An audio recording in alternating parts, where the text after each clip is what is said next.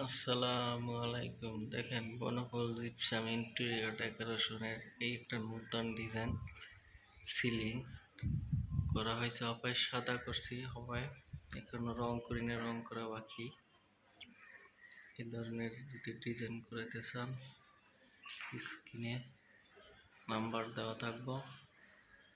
এই একটা ফলসার দিকে কাইডে রাখা হয়েছে।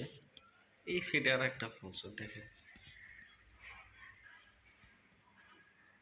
দেখেন ভিডিওটা।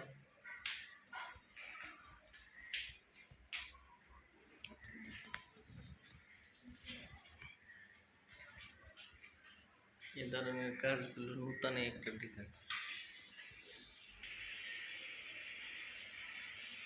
চমৎকার একটা ডিজাইন দেখেন।